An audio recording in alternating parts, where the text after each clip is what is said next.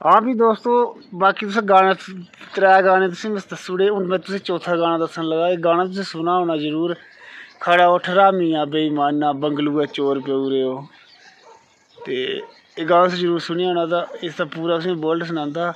Word सनांदा खड़ा उठ हरामिया बेईमाना बंगलुए चोर प्योरे ओ। कन्नै लैता 50 शवारा नोट कन्नै मेरी बांह मरोड़ी ओ।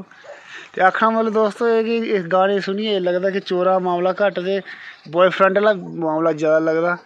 लगदा कि भाई कुसै कुड़िया बचैरिया दा ब्याह् होई दा ते अपने घर ऐ ते ओह् पराना एक्स नुहाड़े ने मिलने आई दा। इन्ने चिरे कुदै मरहाज दिक्खियै जनानी फटाफट कुड़ियां दा आहिस्ता पलटना अपने गल्लै रा ओह् पलटी खड़ा उठ हरामिया बेईमाना बंगलुए चोर पेदे।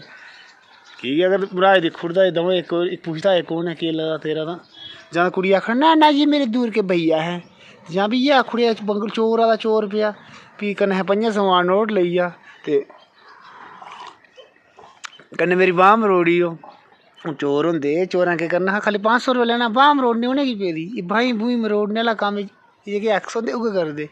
गाना मतलब इ'यै कोई एक्स बॉयफ्रेंड आ ते बाद च उसी शेप देई ओड़ी उस गाने दी खड़ा उठ हरामिया बेईमाना बंगलुए चोर पेई ओड़े कि जेल्लै मरहाज दिक्खे ते बंगलुए चोर आई गे। जां तां उ'नें गलाना हा ये मेरे भैया हैं पराने भैया हैं। फ्ही भैया निं तां फ्ही उ'ऐ बंगलुए चोर प्योरे हो। बाकी दोस्तों वीडियो स्हेई लग्गो लाइक करेओ ते शेयर करेओ प्यारा जेहा कमेंट बी करेओ। बाकी कुसै रोस्ट करने दी कोशिश निं ऐ खाल्ली एंटरटेनमेंट पर्पज आस्तै वीडियो बनाई दी। कुसै दिलै गी ठेस पजाना जां कुसै गी हर्ट करना साढ़ा कोई मकसद निं ऐ। कुसै गी तकलीफ देइयै असेंगी केह्ड़ा खुशी थ्होनी। बाकी वीडियो एंटरटेनमेंट पर्पज आस्तै खुश र'वो आबाद र'वो जय श्री महाकाल।